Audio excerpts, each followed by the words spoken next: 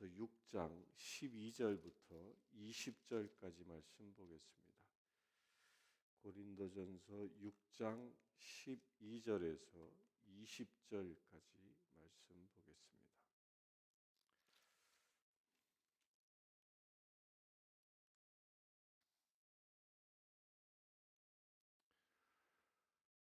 고린도 교회는 그때 당시 세상에서 가장 타락한 도시였습니다. 그 타락한 도시에 하나님께서는 바울을 보내셔서 그곳에 교회를 세우게 하셨습니다. 이 교회가 세상에 서는 모습은 마치 바다 위에, 물 위에 배가 떠 있는 것과 같습니다. 배가 물 위에 떠 있을 때에는 그 배 안에 물이 들어와선 안 됩니다. 그 물을 차고 나아가야 배의 역할을 잘 감당하는 거죠. 마찬가지입니다.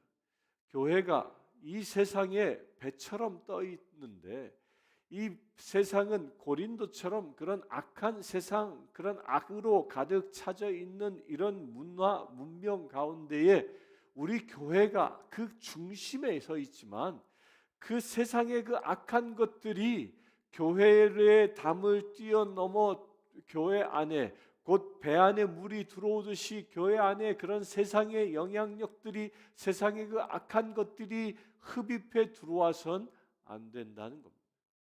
그럴 때 그 교회는 침몰해 버리고 마는 거죠. 배에 물이 차면 침몰하는 것처럼 교회도 세상에서 그 역할을 감당하지 못하고 세상 속에 침몰해 버리고 마는 겁니다.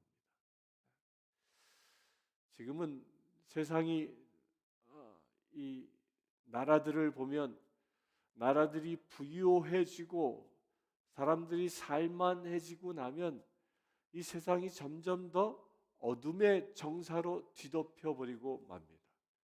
마치 고린도처럼. 지금 각 교단마다 이 동성애 문제로 인하여 큰 몸살들을 앓고 있지 않습니까? 이런 그 악한 것들이 교회의 담을 넘어 들어오는 겁니다. 그 넘어 들어오게 되면 그리하여 그런 죄들을 교회 안에서 허용하기 시작하면 그 교회 안에 무엇이 사라집니까? 정결함이 사라지게 됩니다. 교회는 하나님이 임재하여 계신 지성소와 같은 곳인데 그것이 정결함을 잃어버리면 그것이 세상의 그런 악한 것들, 죄로 인하여 부정한 것들이 들어와 더럽혀지게 되면 그곳에 하나님의 임재함이 떠나버리고 마는 겁니다. 교회는 선과 악을 가르치는, 선한 행동을 가르치는, 도덕을 가르치는 그런 것이 아닙니다. 그것을 뛰어넘는 하나님이 임재하여 하나님과 함께 살아가고 하나님의 그 임재함 가운데 하나님의 그 형상을 회복하는 것이 교회라는 겁니다. 그렇게 될 수 있는 비밀이 무엇이에요? 교회의 거룩성을 회복하는 것이라는 겁니다. 오늘 새벽을 깨우는 저와 여러분들, 그 거룩성을 회복할 수 있는 그 첫 출발이 저와 여러분들에게 있다고 믿으시고 우리 안에 거룩성이 회복되어질 수 있게 되길 바랍니다. 12절을 봅니다. 모든 것이 내게 가하나 다 유익한 것이 아니요 모든 것이 내게 가하나 내가 무엇이든지 얽매이지 아니하리라. 무엇이든지 다 할 수 있는 것이 우리 사람이라고 생각합니다. 그런데 문제는 뭐냐면 무엇이든지 다 할 수 있다고 해서 다 해야만 하느냐? 그렇지 않은 겁니다. 무엇이든지 다 할 수 있기 때문에 선을 넘는, 하지 말라 하는 그 선을 넘어서 행하는 것을 보고 뭐라고 얘기하면 그게 방종이고 죄악입니다. 무엇이든지 행할 수 있다라는 것에는 행함에는 반드시 책임이 필요한 겁니다. 내가 책임지지 아니하는 것들을 행한다. 그걸 보고 방종이라 얘기하는 겁니다. 성경은 그것을 얘기하는 겁니다. 우리가 죄된 행위를 할 수 있습니다. 그렇다면 그 죄값을 치를 수 있는 각오가 되어져 있어야 한다는 겁니다. 우리가 말을 하고 행동을 하는 데는 그 모든 것에 다 책임이 따른다는 겁니다. 그 책임을 지지 아니하는 그 방종들, 그리하여 선을 넘어서 행동하는 것들, 그 방종한 삶을 살게 되면 꼭 그 대가를 치르게 되어져 있습니다. 술 취하지 말라 했는데 술에 늘 취해 살면 알코올 중독이 되지 않습니까? 마약도 마찬가지요. 심지어는요, 우리의 말 습관도 그렇습니다. 우리의 말 습관도 늘 하나님께 감사하라, 하나님께 깨어 기도하라, 그렇게 말하였음에도 불구하고 우리의 입술에 그렇게 하나님이 주신 말씀을 입에 담기보다는 악한 영의 영감에 의하여 주어지는 비판하고 판단하고 정죄하는 말을 입에 담는 이 방종의 말, 그것을 그런 말들을 함부로 사용하여 내 언어 습관이 어느 순간 방종의 습관으로 되어진다면 그로 인해서 그 말에 대한 책임을 하나님은 분명히 묻게 되신다는 겁니다. 나는 우리 이 언어 습관이요, 부정적인 말을 해버릇하면 늘 그렇게 부정적인 말을 습관적으로 한다는 겁니다. 그리하여 무엇이 일어나요? 그 말에 대한 어마무시한 책임을 내 삶에서 지게 된다는 겁니다.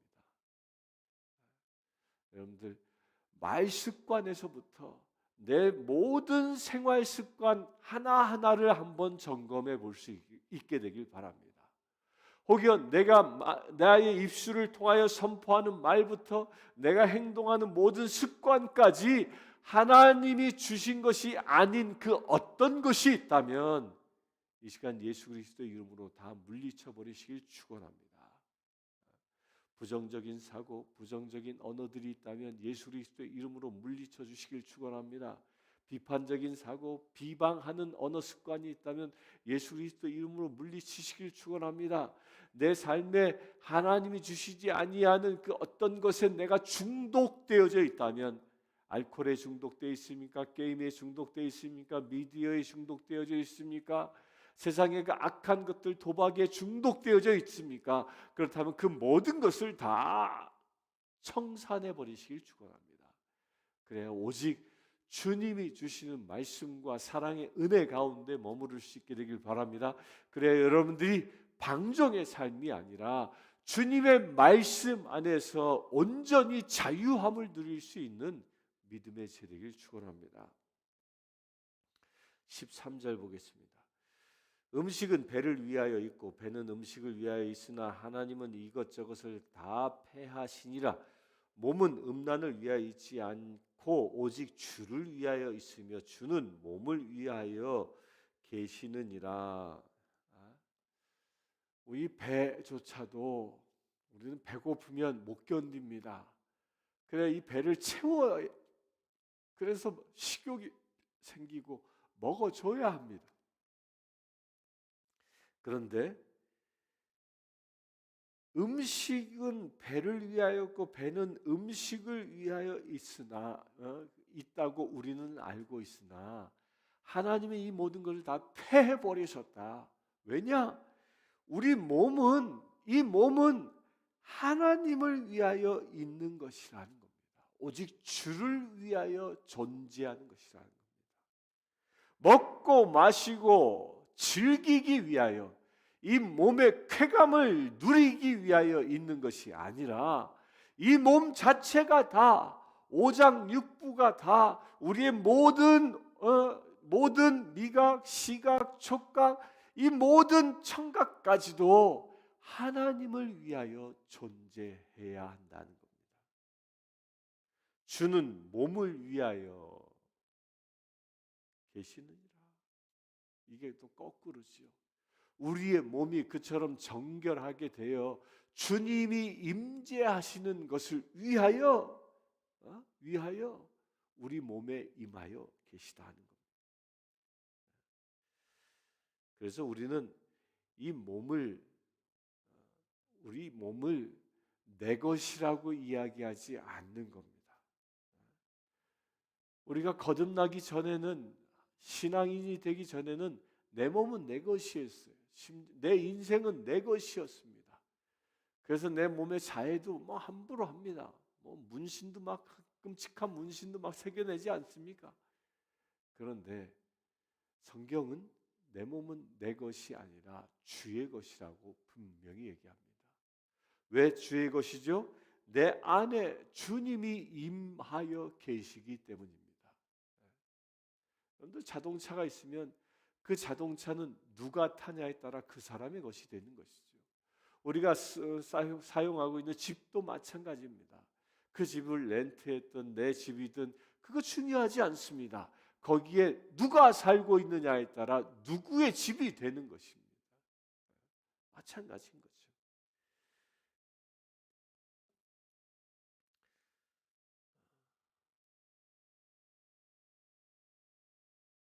이사야서 43장 1절을 한번 보겠습니다. 이사야서 43장 1절. 이사야서 43장 1절.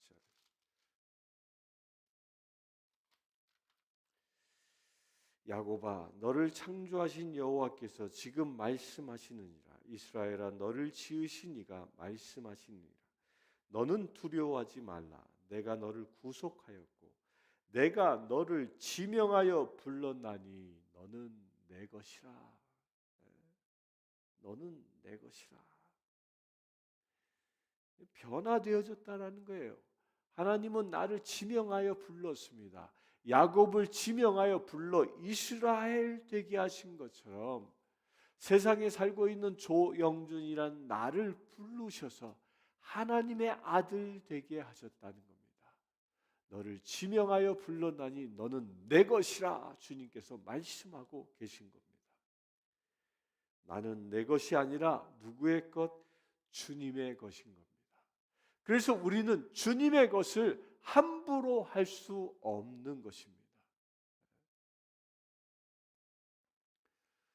그래서 신앙인들은 더 이상 나의 몸을 내 것이라 주장하지 않습니다. 하나님의 것이라고 선언하는 것입니다. 예수님도 공생애를 처음 시작하실 때에 세례를 받고 성령의 인도함으로 광야에 가셨다 그랬습니다. 그 광야에 가셨을 때에 사단은 세 가지로 시험하지 않았습니까? 먹을 것, 또한 성전 꼭대기, 높은 산에 올라가서 시험합니다. 육신의 이 식욕을 시험하고요. 또한 이 명예욕을 시험하고 권력의 욕구들을 시험합니다. 이런 모든 것들을, 소유욕들을 그런 시험함으로, 그 시험으로부터 승리합니다. 예수님께서. 그런데 그 시험이 무엇입니까? 나의 육적인 욕구를 나의 만족을 위하여 내 육신의 것을 쓰지 않는다는 겁니다. 예수님께서는 돌을 빵으로 만들어 먹을 수 있는 권능을 가진 분입니다.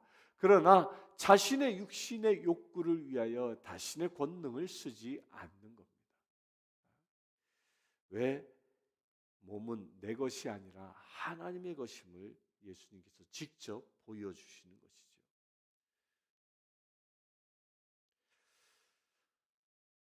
14절을 보겠습니다. 하나님이 주를 다시 살리셨고 또한 그의 권능으로 우리를 다시 살리시리라. 너희 몸이 그리스도의 지체인 줄을 알지 못하느냐? 내가 그리스도의 지체를 가지고 창녀의 지체를 만들겠느냐? 결코 그럴 수 없느니라.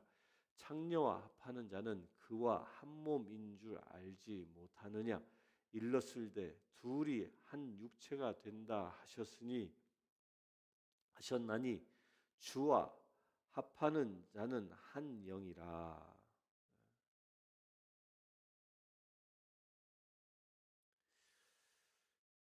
하나님이 주를 다시 살리셨고 또한 그 예수님의 그 권능으로 우리를 다시 살리셨습니다. 그러므로 우리는 뭐예요? 그리스도의 지체다라는 겁니다. 그런데 그리스도의 지체된 우리가 어찌 창녀들과 같이 몸을 섞냐라는 겁니다. 당시 고린도는 이 아프로디테 이 신전에 1,000명이 넘는 창녀들이, 이 여사제들이 창녀 노릇을 하고 있었던 거죠. 그런데 그리스도인이 되었음에도 불구하고, 교회 공동체의 일원이 되어 하나님의 자녀 되었음에도 불구하고 이 창녀들과 더불어 음란한 짓거리들을 행한 것입니다. 왜 그들은 그렇게 거듭났음에도 불구하고 음란한 짓거리들을, 그 옛 습관을 버리지 못했느냐? 거기에는 아주 무서운 사단의 그 독소가 있었기 때문입니다. 그게 무엇이냐면요, 육신과 영혼을 따로 구분하는 겁니다. 영은 거룩하나 육은 죄악된 것이다. 따라서 영과 육은 일치될 수 있는 것이 아니다. 이게 영지주의자인 거예요. 따라서 영적으로 거듭났으면 육의 생활은 어찌해도 관계없다라고 이야기하고 있는 겁니다.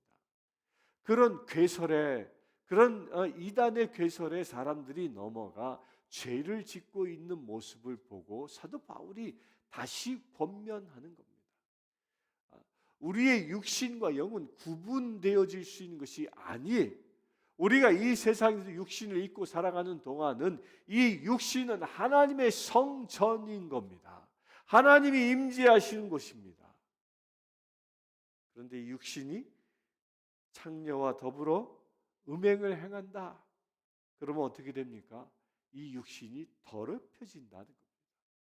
이 육신이 더럽혀진다는 것은 성전이 더럽혀지는 것이고, 성전이 더럽혀지게 되면 하나님의 임재하심이 떠나간다는 겁니다. 그래서 우리 육신이 하나님의 말씀대로 그 거룩성을 잘 보존해야 하는 것입니다. 창녀와 합하는 자는 그와 한 몸인 줄 알지 못하느냐. 창녀와 합하는 순간 그 창녀와 한 몸이 되어진다는 거죠. 하나님께서 태초에 아담과 하와를 창조하여 서로 한 몸 되게 했다.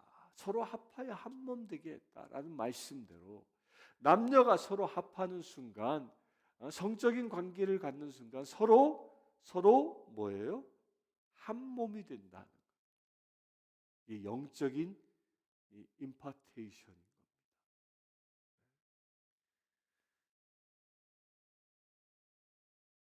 겁니다. 한국에서 이 사창가 사역을 하시는 분들의 공통적인 이야기 중에 뭐가 있냐면, 이 사창가에서 오랜 생활하신 그런 분들이 특징이 다중인격이 있다는 거예요. 그 안에 여러 인격들이 있어서 뭐 그 사람의 이 성품의 변화가 막 얼마나 변화무쌍한지 모릅니다. 이 사람이 정말 내가 아는 사람이야? 어느 날 만나면 전혀 다른 사람이 돼 있고, 전혀 다른 사람이 돼 있고, 막 기분에 따라서, 뭐 상황과 여건에 따라서 그 사람의 변화가 막 수도 없이 막 변한다는 거죠. 어느 땐 참 선한 사람처럼 보이다가, 어떨 땐 저 사람이 저렇게 악한 모습이 있었나 할 정도로 표독스럽게 변하다가, 어쩔 때는 좋은 말만 입에 가득하다가, 어쩔 때는 독설로 가득해지고, 이런 변화무쌍함들이 막 일어나. 그걸 보고 다중인격이라고 얘기합니다. 왜 그렇게 사창가에서 일하는 여인들이 그렇게 다중인격이 되느냐? 그게 수많은 남정네들과 더불어 서로 결합함으로 인하여 그런 영적인 임파테이션이 일어났기 때문입니다. 우리 이거 분명히 알아야 됩니다. 그래서 우리 몸을 함부로 대해서는 안 되는 것입니다. 이것은 또한 육적인 창녀와도 마찬가지, 창녀 이야기임과도 더불어 영적으로도 마찬가지입니다. 영적으로 우리가 음란에 빠질 수 있습니다. 영적인 음란이 무엇입니까? 우상 숭배하는 것들입니다. 내가 하나님보다 더 우선시하고 하나님을 섬기는 것보다 내가 더 우선시 섬기고 있는 그 어떤 영역들에 내 마음을 빼앗겨 버렸다면 그것도 영적인 음란인 것입니다.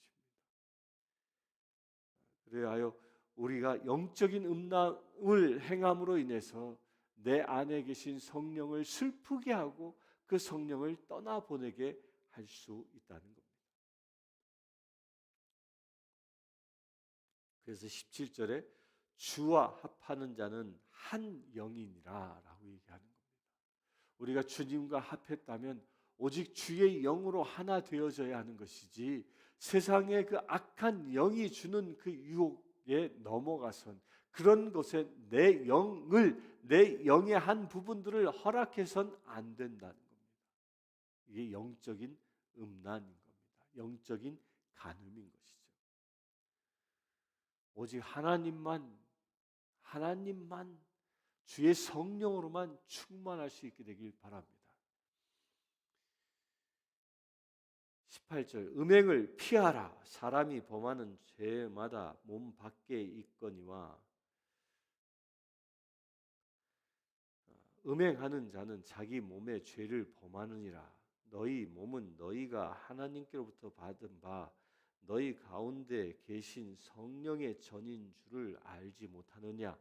너희는 너의 자신의 것이 아니라 값으로 산 것이 되었으니 그런즉 너희 몸으로 하나님께 영광을 돌리라. 음행을 절대 피해야 합니다. 범하는 죄마다 몸 밖에 있거니와 우리 몸 밖에서 일어나는 그 수많은 음행들 그런 것들을 다 거절해낼 수 있어야 합니다. 그렇게 되길 바랍니다. 왜 거절해야 하느냐? 우리가 성령의 전이기 때문에. 따라서 성령의 전이고 우리가 너희 자신의 것이 아니라 우리는 하나님의 것이고 오직 하나님의 영광을 위해서 쓰여져야 하기 때문입니다. 내 몸을 함부로 해서는 안 된다는 겁니다. 제 앞에 이 랩탑 컴퓨터가 있는데 이 컴퓨터가 제 것이죠.